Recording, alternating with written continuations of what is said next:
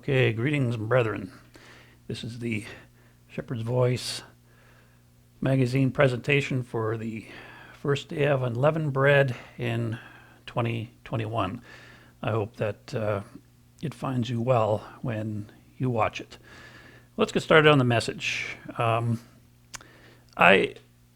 Looking at things very, not too differently this year, and every year I try to find some new avenue of expression for of the holy days whenever I have an opportunity to do a presentation or a message on any spring or fall holy days. I like to find new ways of looking at things, but not necessarily different or trying to find some new truth or something like this. I think that these feasts can express a lot to us depending on our experiences as well. And for me, this year is truly no exception because I'm kind of pulling together a number of presentations into one that we've done here in the last number of months, or the last year at least. So there'll be some reflection on that. Perhaps if you've been consistent with the channel and the messages that we've been doing. So with this message, I want to start out by really saying, the saints, we the saints, the believers, must really properly define and properly value who we are actually in the world and in Christ, and actually knowing what the difference is. Because we need to look to the apostles, as has been explained to us by the apostles and by Jesus Christ, and as Jesus Christ speaks to us through the indwelling of his Holy Spirit. We need to have ears to hear and understand what that dividing line is, which is really a major theme of what I want to talk about. I've seen so many presentations, over 20 years of being in the faith, I guess, of how Christianity has been corrupted at large, I'd say. It's been corrupted. But I see it constantly being corrupted and re-corrupted throughout history through my own personal experiences. I've witnessed and learned, especially over the last few years, of looking very closely at a number of teachings. So the Sabbath-keeping world, the Church of God world, is not immune to this. And I think Jesus Christ tells us that specifically because he told his disciples we were the leaven of the Pharisees, which we are going to talk about today. Corrupted Christianity becomes very real when our identity in Christ, defined by our covenant, which we observed and reflected on just 2 nights ago or a day and a half ago, when that gets maligned, when that covenant gets maligned, or things are introduced to it that don't belong, that's the concern.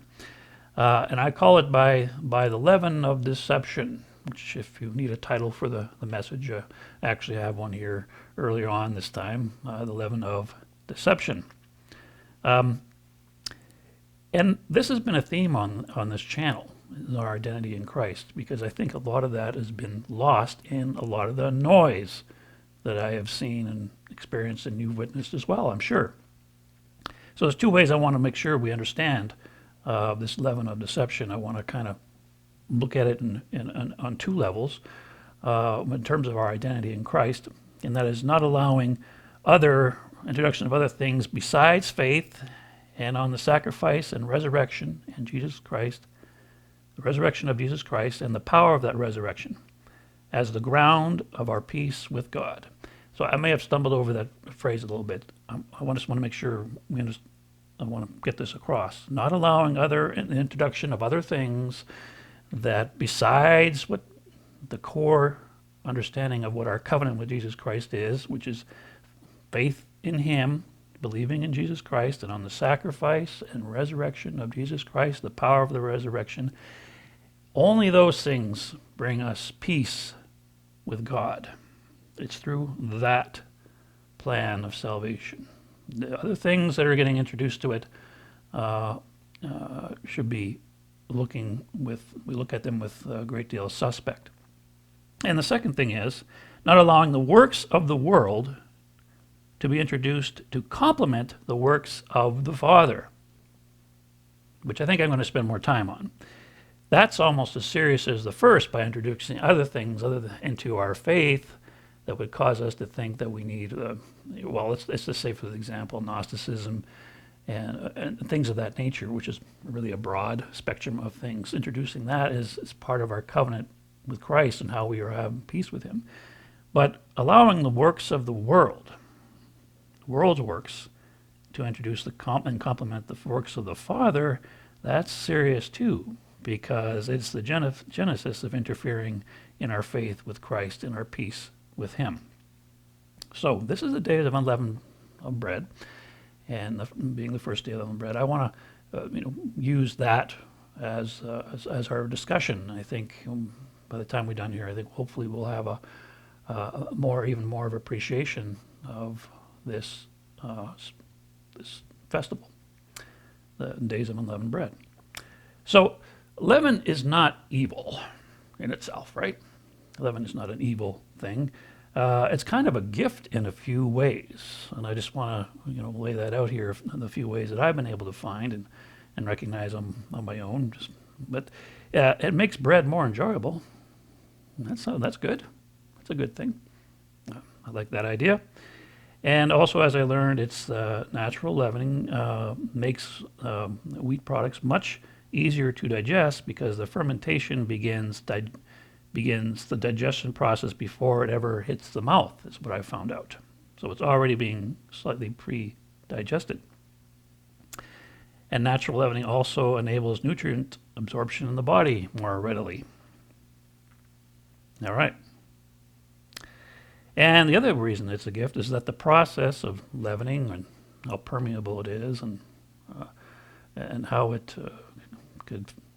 pervasive it is as well, that process is very effective analogy in exposing the danger of offensive things in the body of believers. So it's not evil in itself, but I kind of was looking at it, what leaven is, and I think it's a good thing. But offensive teachings are not. And this day of unleavened bread, or these days of unleavened bread, and Christ's use of leaven to expose the problem and the pervasiveness of false teaching is also a very helpful thing to use. So there's that. And I often wondered why sound doctrine seems less palatable than some of the other extraneous teachings and arguments that are out there. We've been producing a magazine for over 10 years, and it seems like some people are just try to get drawn to more of the things that are less core to the faith. They want to go into, they used to write in and ask questions, and they want to talk about things that are, that are a little more, interesting and fantastic or more controversial or something like this. And it just seems that they'd rather just not talk about and ask questions regarding their faith in Christ and this kind of thing. This is what most people are interested in. So there's that. So in some of these things, these more extraneous, more interesting things that people want to get to is very speculative ideas about the Bible and about prophecy and also world events. That's a real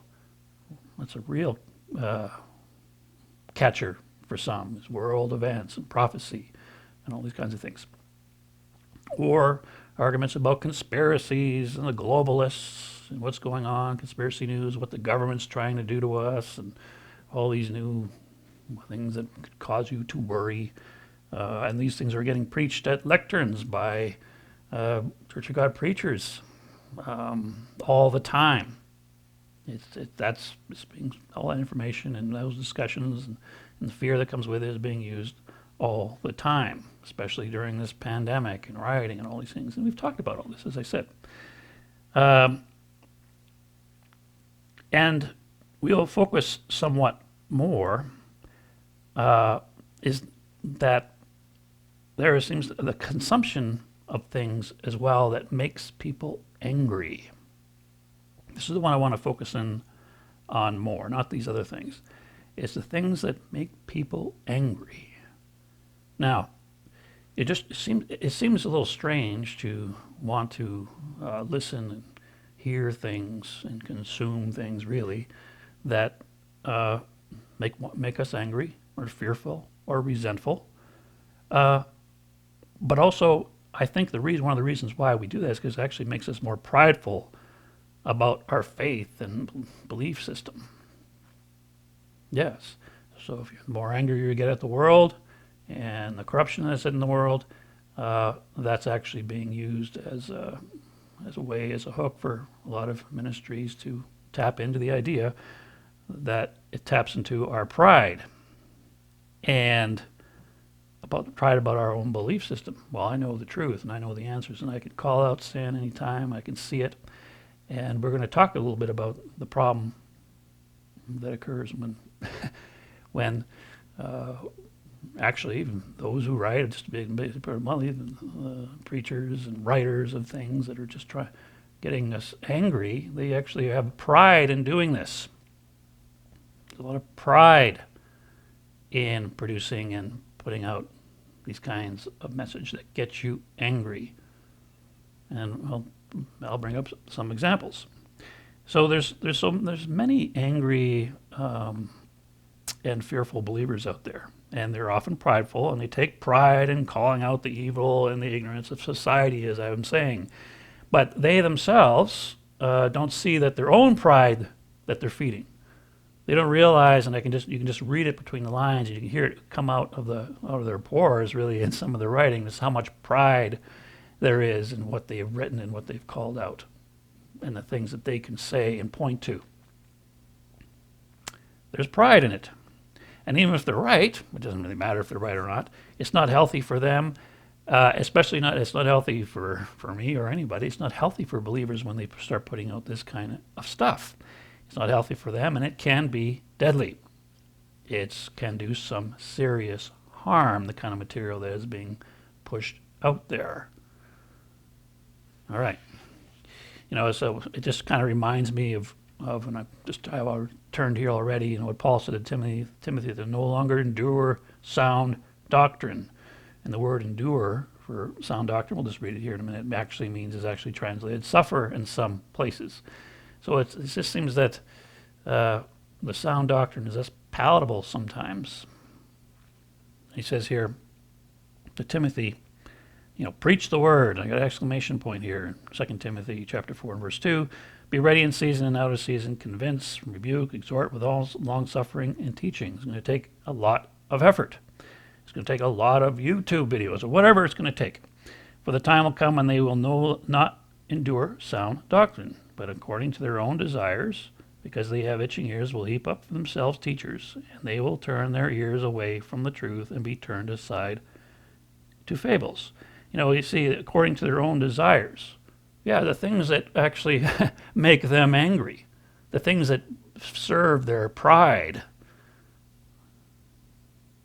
that's also part of what we can see. We just see this from our own experience. That's the desire to be angry, the desire for this righteous indignation with the world, and that they're in the know, and they can call it out.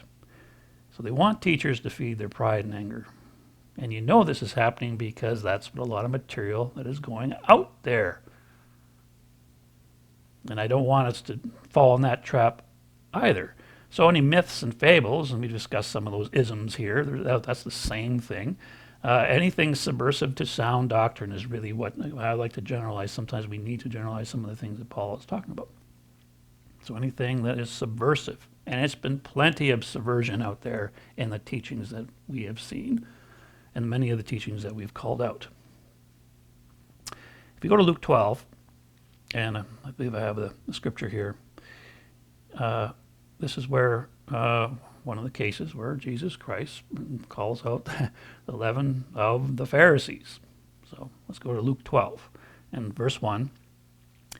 In the meantime, when an innumerable multitude of people had gathered together so that they trampled on one another, he began to say to the disciples, first of all, beware of the leaven of the Pharisees, which is hypocrisy. So let's flag that out. These Pharisaic attitudes is what he was warning about, is the temptation to take pride in man-made teachings. It starts out small, but becomes so pervasive. It gets everywhere, and it takes a life on of its own. It actually becomes believed that those teachings are integral to the faith itself, and even becomes expression of their faith. And that's how it became then, and it's how it's becoming now. So I want to talk about, I have an officer asked, well, can you give us some examples of what you're talking about here? So I got some examples here today. And this is, I don't have to look far because I just open up and look at a Facebook page, and there it is. It's just like just yesterday or the day before, there was a post there, and it's one example that I'm going to use. I don't have to look very far for this stuff. It's just so pervasive, this kind of thinking, this prideful, puffed up idea of their own righteousness in the faith. And this is not good.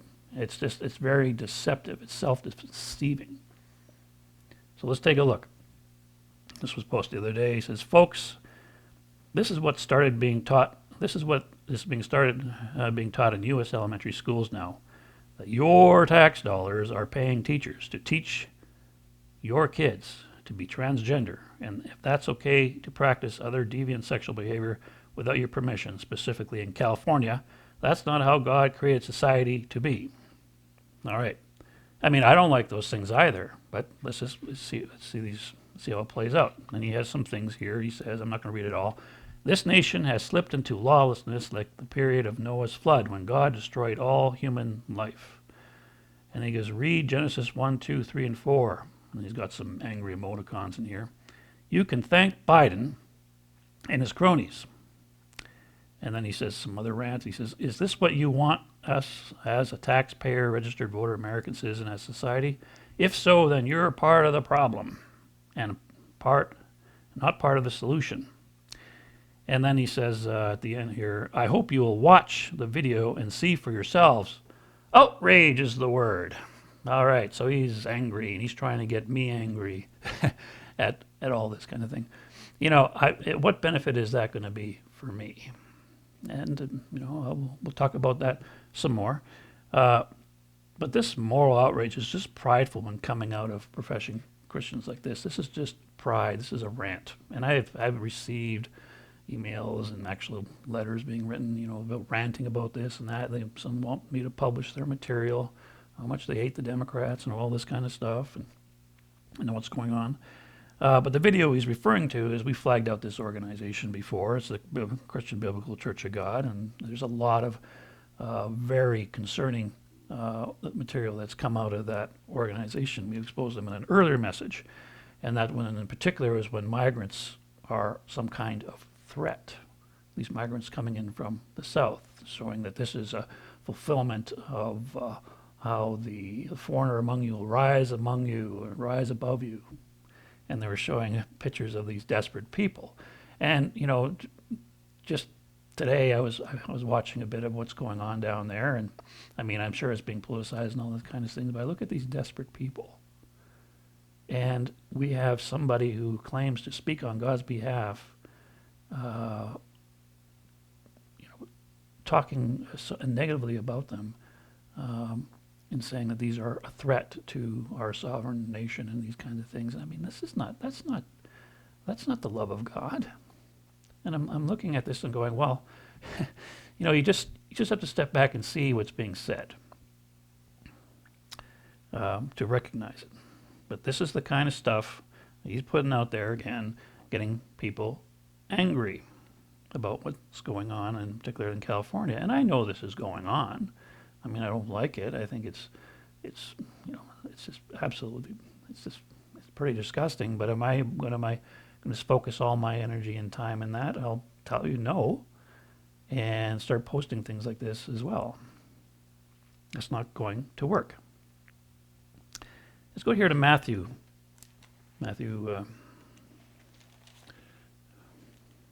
chapter 16.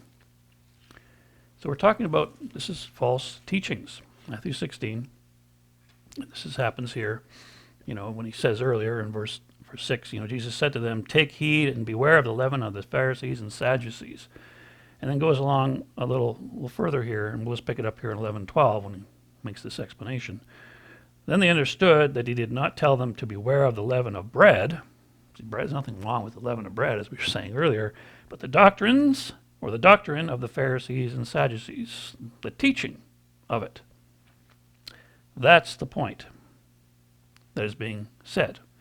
So Jesus Christ wasn't referring to the bread, but to their teachings that did not align with the Word of God. So that's the problem.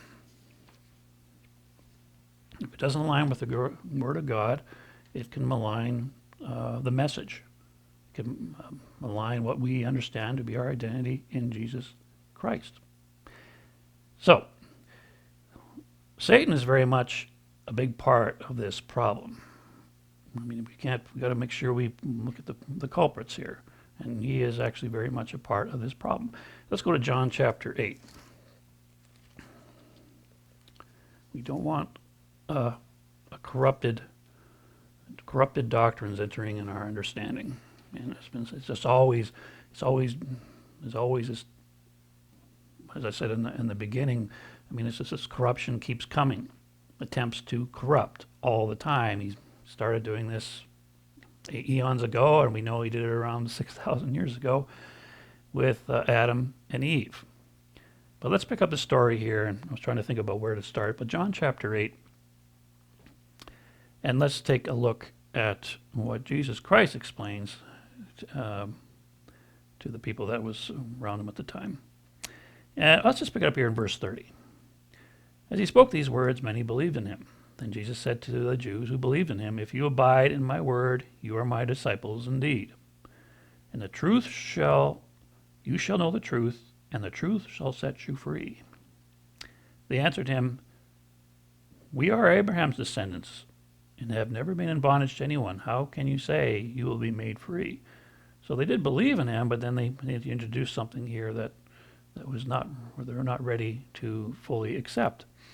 Jesus answered them, "Most assuredly I say to you, whoever commits sin is a slave of sin, and a slave does not abide in the house forever, but a son abides forever. Therefore, if the Son makes you free, you shall be free indeed. I know you are Abraham's descendants." Doesn't take away that from them. "But you seek to kill me, because my word has no place in you.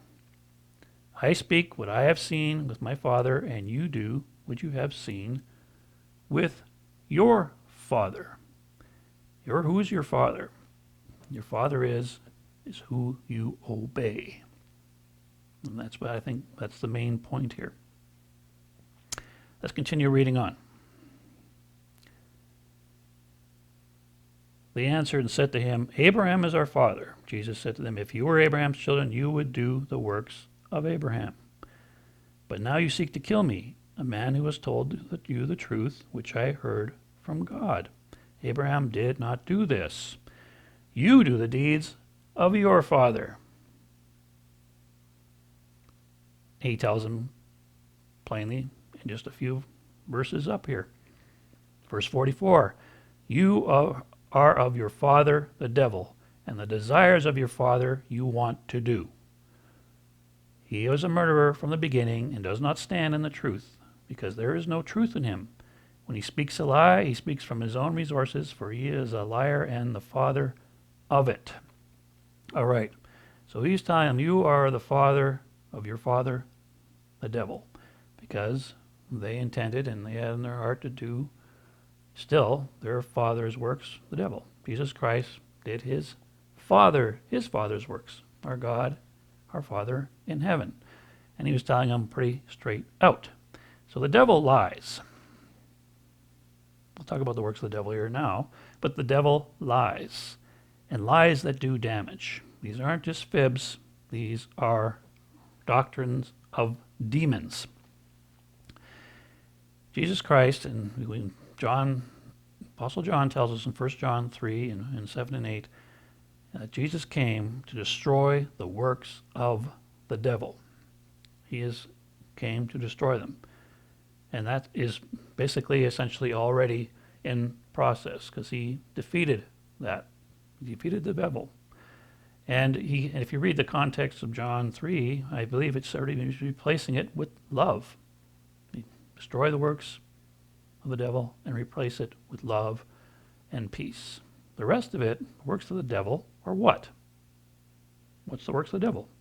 It's a cultivation of deception, fear, and pride, defending his territory, causing you to want to defend your territory, and I've seen that kind of stuff go on. Control, and those who, which includes, and this includes those who do these kinds of works. The same kinds of works. They're involved in the devil's work. I don't want to be a part of that. I don't. That is not love. Fear and pride and all these things that go along with. Causing anger and distress and bringing racial boundaries in. That's all the works of the devil. And it goes probably beyond that. I'm not going to sit here and just talk about the works of the devil. But we're not going to get involved in that, are we? Why would we want to get involved in the devil's work? Now, the deception is that a lot of folks think that they're doing God's work, but they're really doing the devil's work. He says, you are the father of the devil, and the desires of your father you want to do. But they don't know it. And that's the deception. It's really serious. And the things I'm talking about today are kind of on a serious vein for us. It's on a serious discussion level here. So we're not to participate in these things, but many do, thinking they're doing us a service. Doing God's church a service. And I'll give you another example in just a moment. So what should we consider in the spring holy days here, with taking the leaven out of our homes and out of our diet? What should we consider here?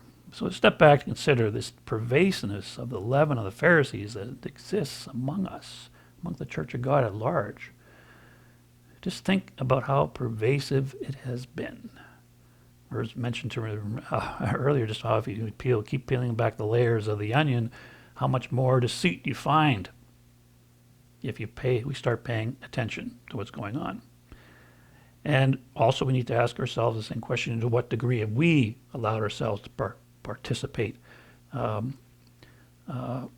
some of this, these teachings or leaven of the Pharisees, how much we've been affected by it? Because we need to, reflect, take this time to reflect on that. And that's okay. I mean, we're a work in progress here. But I want to know. I want to know it. You can't, if you have a pile or a big loaf of bread in the home and you don't even know it during a feast of unleavened bread, well, you can't get rid of it. So, the Pharisees, they put the leaven out of their presence every year in the spring holy days as well. That's what they did. And they didn't eat leaven. They did the exact thing they were supposed to be doing. Probably a very good job of it. But then they themselves were the lumps. They were the ones that had the problem. And there are many folks in Church of God these days too, and some of these fellows, I'll give another example there, but this case here, the one I just read, because we want examples, I'm sure he's de-leavening too and observing this feast. So if we want to get some meaning out of this, we really got to look at it closely, and know and find out whether or not we are doing the works or participating or unknowingly participating in the works of the devil or not, and get it out of our system if possible. God willing. I don't know. I'm not for a judge of this, of some of these characters that we've essentially put to light here. That God is the judge of that. But I know I don't want any part of this. And it needs to be exposed. So how do we do this? How do we get the leaven out? How do we actually really do this? We can do it physically, of course. But I think, too, is that we need a clear identity of who we are in Christ first. We really need to lay a hold of that, because it's been we need to strive for this, actually strive for it, before we can see what we're dealing with when we encounter things that are outside of Christ, things that are trying to enter into the body of Christ, trying to leaven us or inflict us somehow as well. We've got to pay a great deal of attention to that, because we need to build on Christ, who is the rock. It rests upon him. It all rests upon him. And when we do that, we will be able to properly know how to engage or value any connection or experience with the world's work and the world's power. This is going on. The world has the world's power, and the world's work is still going on. We want to know how to properly understand it, and how to engage it or disengage it as required. And it starts with knowing who we are in Jesus Christ, and being and identify the works of the Father, being in touch with that by abiding in Jesus Christ, and the many things that we've talked about and all the apostles have talked about. We need to lay hold of that too. We absolutely need to lay hold of that, so we can understand how we are to as we exist in walk in this world, because here we are, right? So we want to make sure that our identity is clear and how we're to function. Jesus Christ, through his words, through his apostles and the prophets, define that line of demarcation, which is plainly laid out in Scripture. They define that line for us. And I want to make sure that that line is fully understood. So that line of, I would say it's called a line of demarcation, that boundary line between the world and the church has got to be known and understood. You got the world on one side and its power on one side, and the church on the other, and the power of the resurrection. There are two sides. We've got to separate the two. We absolutely got to separate it.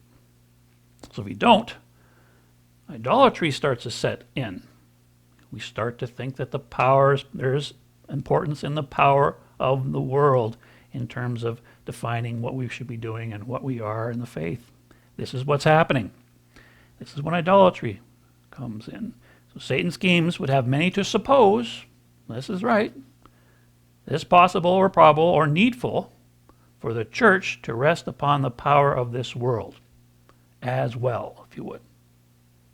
And this is what Satan is doing. That it's needful somehow for the church to rest upon the power of the world, or to find some dependency in the power of the world. And that's deception. And that is evidently what has been happening. And we see that. The preservation of America. We're sending out emails, the nation needs to get back to God. And this is our calling. We need to do this. And they're doing this because they're worried about their security in this nation. They don't want to see what's been profitable for their organizations or for themselves personally, and putting, and so they're kind of just desperately trying to put messages out that we need to go to these authorities and tell them what's going on, like we're some kind of obligation to do that. And it's kind of a desperation, I think. I think it clearly shows that.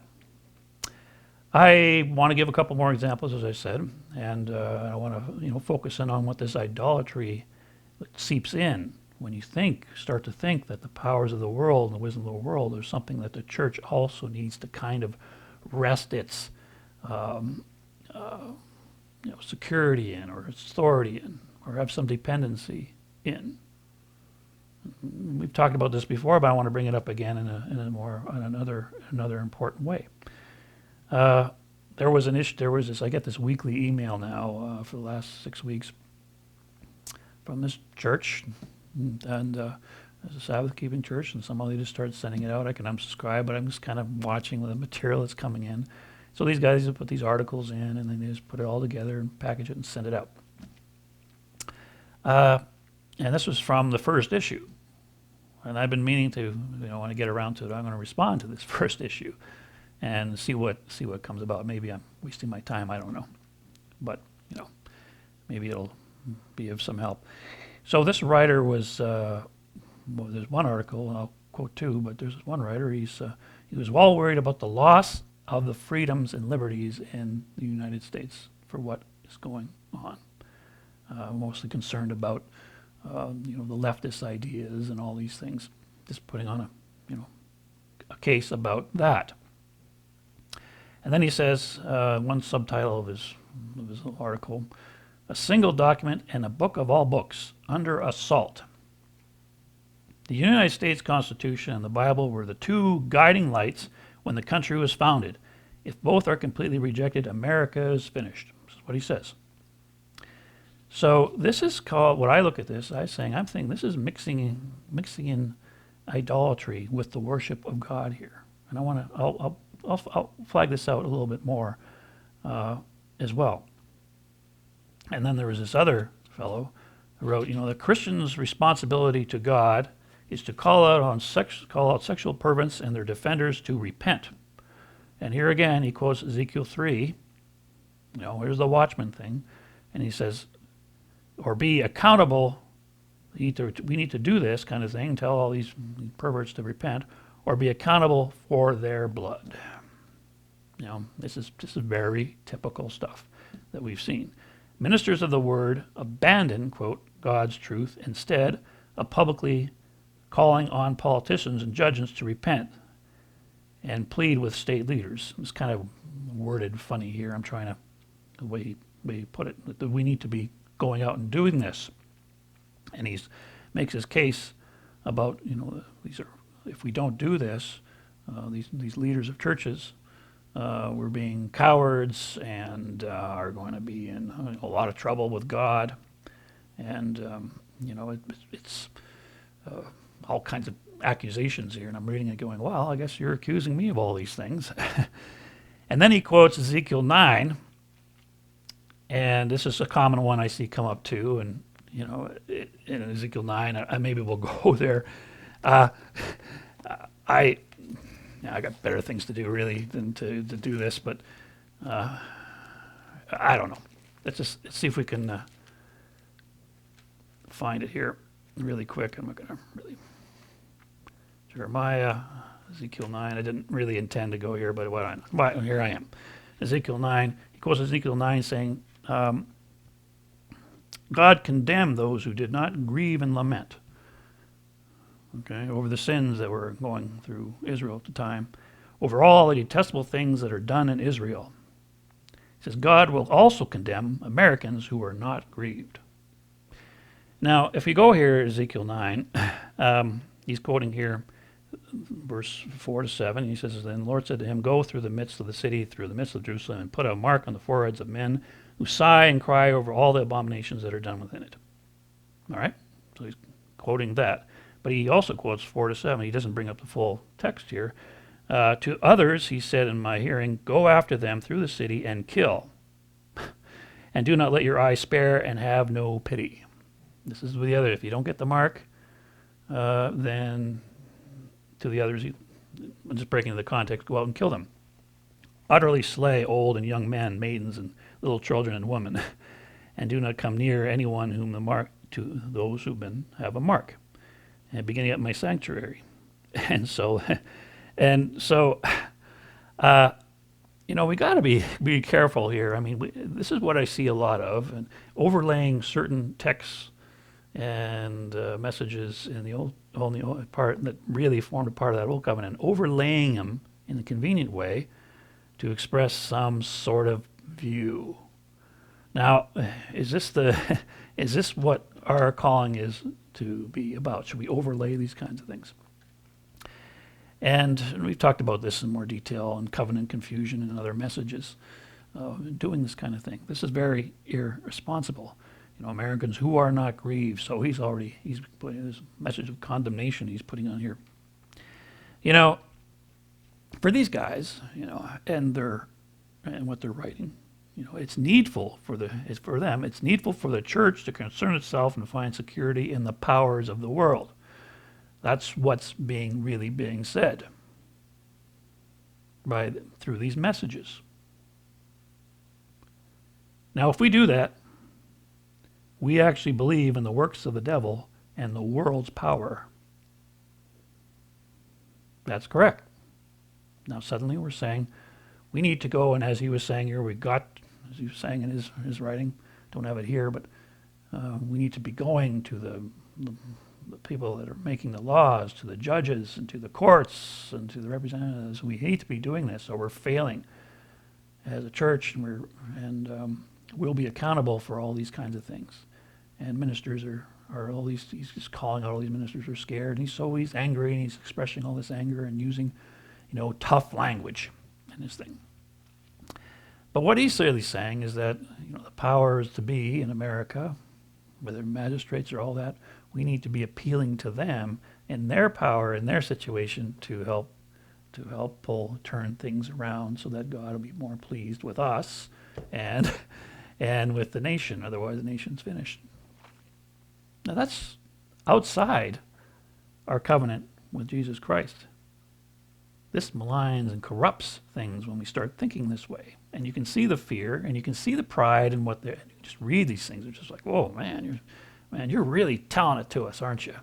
So proud of what you're doing. I can just see it.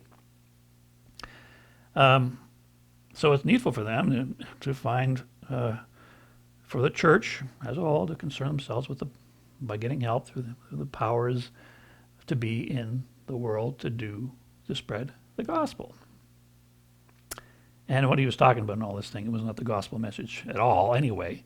But if we do that, guess what we're doing? We're getting involved in the works of the devil. This is what he wants us to do. He wants us to get off the beaten path and start proclaiming things about America and saying if America doesn't turn around, or using some form of Western exceptionalism. As I recorded a few weeks ago, somebody quoting a psalm to support the idea that America, the Western world is actually, what she said is, under threat from all sides. And we need to turn to God for defending us. And it's just out of control. And it's a very serious problem. It's a very serious problem when this stuff starts to get into our faith. So I mentioned the Constitution earlier, where the fellow said the United States Constitution and the Bible were two guiding lights when the country was founded. Is that so? And I mean, is the Constitution? Let's take this to the highest, most honorable place, and compare it to what God's word is and God's covenant with us. Okay, let's take it up. Let's go up to the top level here, where people are going to maybe get most offended. Let's take it all the way. Is the Constitution aligned with God? Is it? Is it the works of God? Is it? Well, let's see. I have this book. There's a lot of good essays in it. It's Anxious About Empire, theological essays about the global realities, and there's some very good papers in here that were put together, and I was able to find it through other methods. But I'm just going to read here on page 152. Got a little bookmark. I don't agree with everything that's in this say even any given paper, but there's some very good points here that expose a lot of this Western exceptionalism or elitism that's been going on, and talks about things that many in the Church of God don't want to hear about it. Don't want to hear about it. Don't want to hear about the aggression of the Western world and the deceptions and the immoral, quite frankly, wars that America has started. But that's going a little bit off what I want to talk about. So I want to read something here. Who are we? Was the essay. And at one point here, it's really hard to interject and get into some of this because there's a lot of context here, because this comes after the Gulf War when they invaded Iraq. I just want to read a portion here just to get things in context of which is not really totally talked about. See, the beautiful words of the preamble sing out to the glories of the government that promises great benefaction to its citizens. He's got an emphasis here. It does not, in any of its articles or amendments, address the well-being of any person who dwells outside its borders. there has not yet been and will undoubtedly never be an amendment to the U.S. Constitution that provides for the care of Ethiopians, Australians, or Koreans, or Poles who remain outside their homeland. Anyone outside of America. As enlightened as it is, and I agree, there's a lot there, but it comes through years of history. It goes back, I don't know where you would start talking about this, but Magna Carta is for one thing. As enlightened as it is, so great a turning point in the history of human governments as the American Constitution intends only to the well-being of Americans. The Constitution was written for the well-being of Americans, is what he was saying, even as enlightened as it is. And he goes on to say, this discovery is not surprising. Nation states exist for their own benefit. Now, the gospel doesn't read like that. To me, it doesn't read like that at all. The gospel does not read like the Constitution. I actually reread much of it the other day. The gospel says to go and reach out and take the gospel to all nations and to all people, regardless of race or political identity or citizenship. It's regardless of that, or language. That's what the gospel says to do for their benefit, for us, for benefit of them, doing God's work, doing the Father's work. So we're going to go and turn around. I can understand that it's a remarkable document that was put together, well thought out, dividing the powers, and all these things. This comes through a lot of learning. But are we going to turn around and say that that was a light and hold it alongside the Bible? Now, even the writer who wrote that admits that it's flawed in some ways, but it's a light. Sorry, you can't introduce this kind of stuff into us as a people. And when the president says he'll swear to uphold the Constitution, that often comes at the expense of other nations. And America sees fit. That's his job. America's president is to uphold the Constitution for the citizens of America, not for the citizens in other countries. And that's not what the gospel teaches us. So this is the kind of stuff that can permeate and get in there. I've seen it so many times. So the Constitution, if injected in our Christian identity, is injecting a kind of leaven. We can get very prideful about that. It's something to take pride over. It's relying on a worldly power. And that's the danger. The plagues of Egypt were more for the sake of the Israelites to witness than to convince Pharaoh of anything. That's for their sake. When he let them out, they saw these pillar of fire by night and pillar of smoke by day. So it wasn't convinced Pharaoh. It convinced Israelites of the saving power of God. It was to convince them that the sovereign power of God that saves far greater than any worldly power. But evidently that didn't work. Did it? The power of Christ and resurrection is not good enough for us. What message does that send? Do we really want to send that wrong message? When you start sending out a wrong message, you're not doing the Father's works anymore. You're doing someone else's works. I don't want to get involved in the works of the devil.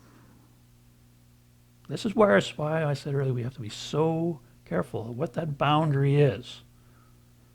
I'm not saying the Constitution is evil or wrong, but our identity in Christ, there is a boundary line that we need to define. And that's the important part of this message. Otherwise, we're injecting other things and crossing that boundary and bringing other things in there that don't belong.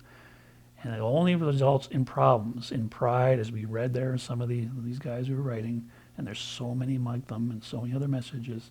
It just leads to pride, anger, and hate. And I guess that's just the start of the problems. All right. So the church today should be convicted by the righteousness of the Father. This is what the Holy Spirit came to convict the world of the Father's righteousness. Not some sort of conviction of the shortfall or some moral standard defined by the world. We should be convicted by the righteousness of the Father, not get convicted by start paying our attention by going around and looking at the moral problems in the world in some kind of way and saying, this is what we need to define for them.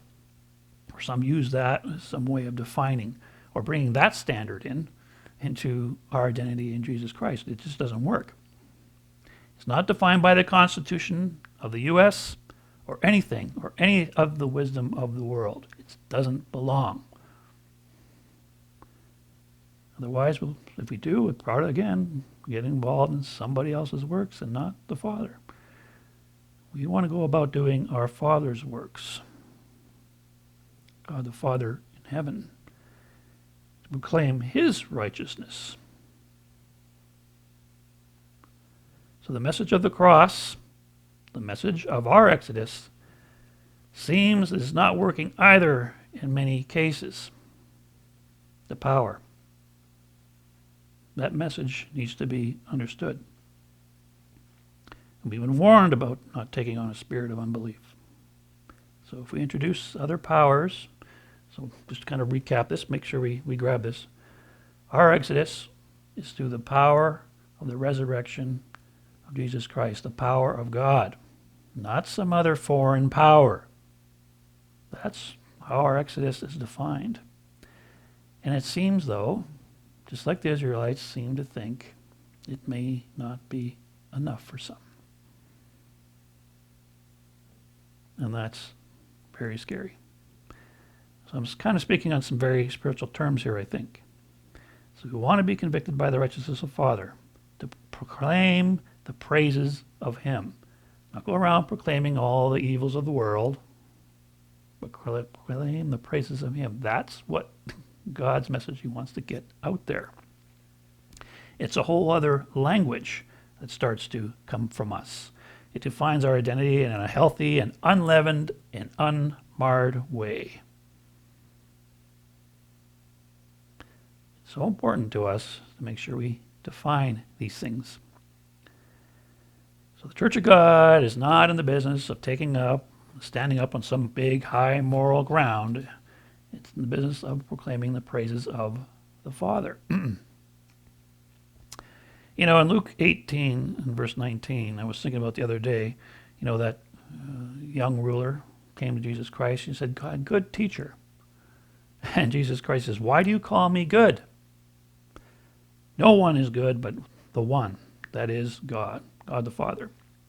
So if Christ Himself doesn't elevate Himself to that, he takes a step down below that. He says, Christ Himself elevates His Father's righteousness here. So if Christ Himself doesn't take on something like this, why should we start calling other things good other than the Father? The Constitution, we can say, is good, but it's not the righteousness of the Father.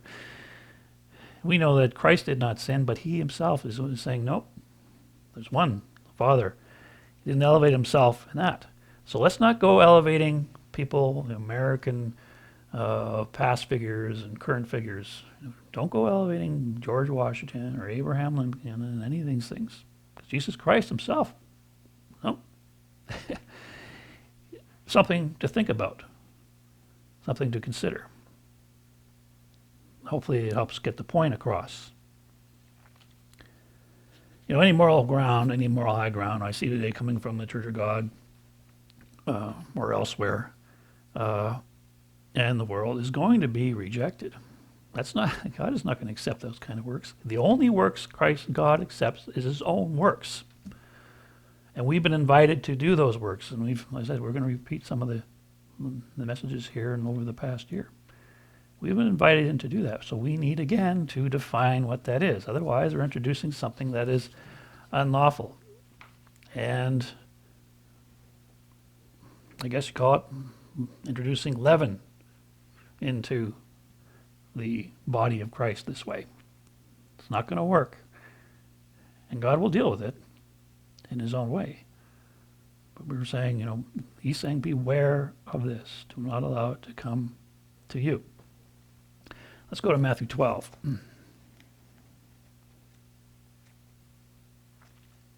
Yeah, Matthew 12. Here we go.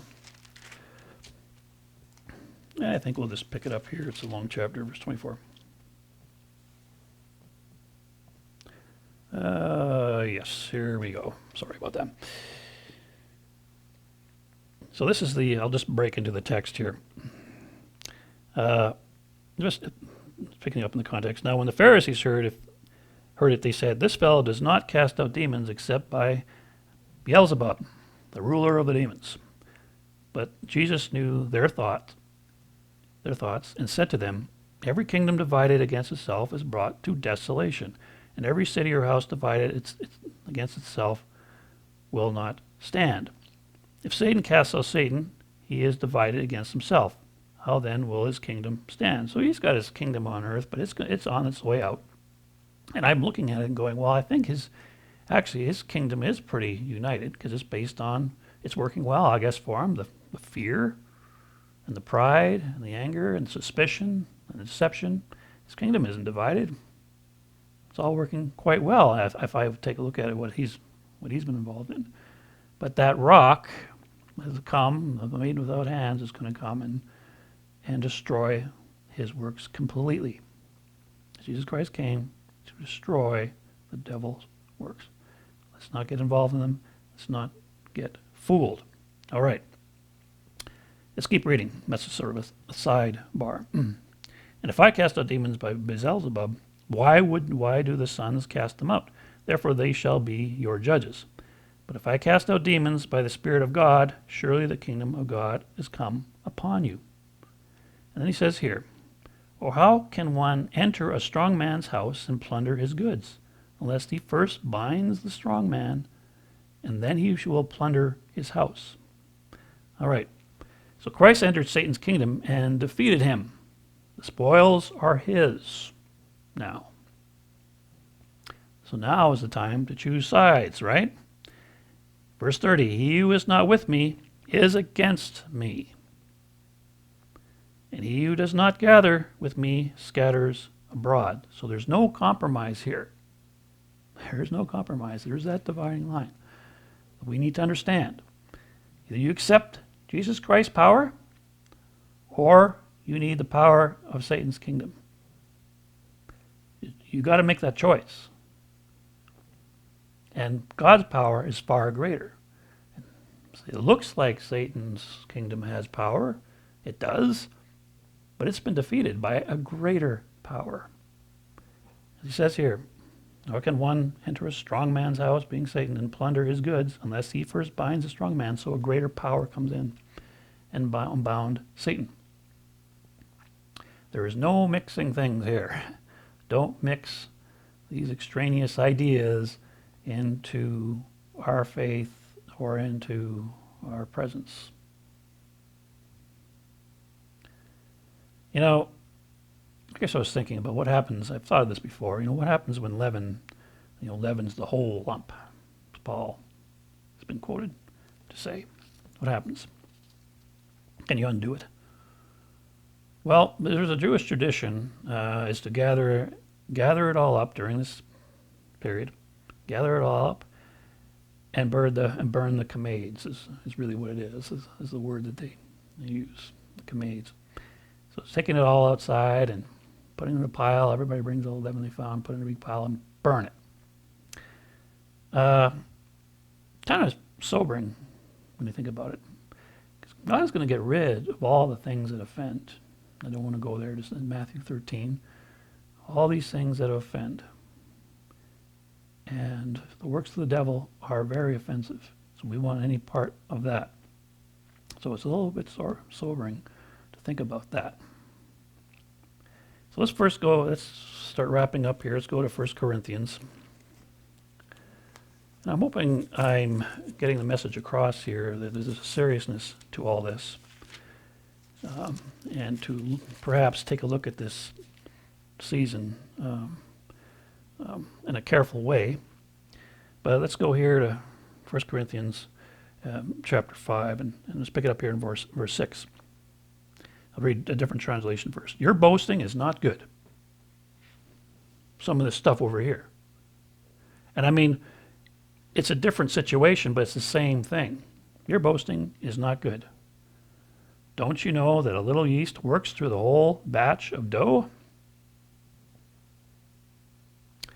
Let's pick it up here. Therefore purge out the old leaven, that you may be a new lump, since you are truly unleavened.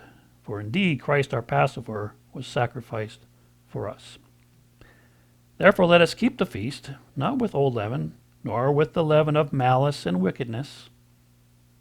The kind of stuff I've been talking about, that's all malice and wickedness, okay? But with the unleavened bread of sincerity and truth. Not anger, not deception or frustration, not pumping out fear messages. That's the exact opposite of what Paul is telling us to do here and telling the Corinthians to do. It's the exact opposite. Let us keep the feast with not with old leaven, nor with the leaven of malice and wickedness. It's all that this malice and wickedness accompanies all these things. The unleavened bread of sincerity and truth. And we want to be able to do that all the time. This is a feast of freedom for us. It's a freedom feast. And that's why I think the Feast of Unleavened Bread expresses to us. We've made our exodus from this world. We don't have to rely on its power for its security anymore. I am free. And the Son has made me free. The Son of God has made me free. And he's made you free too.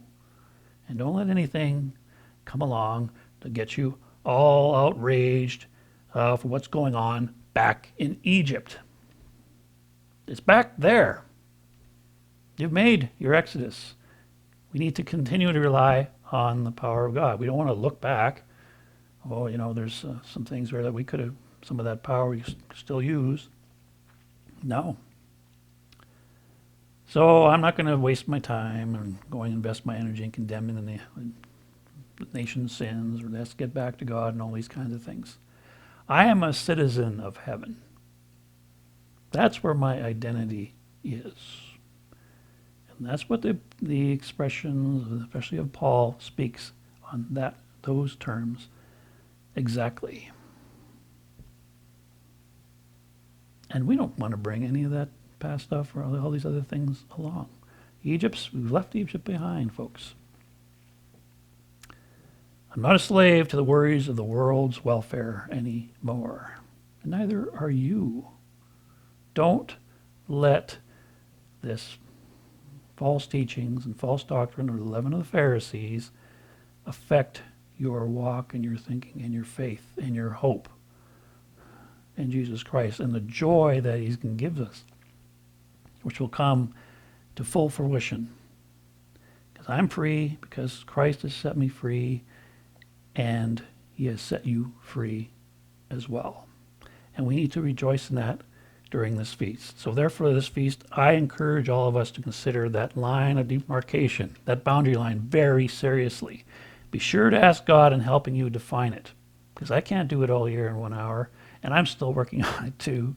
But we need to ask God in helping us define it, and he will answer us, because it is according to his will.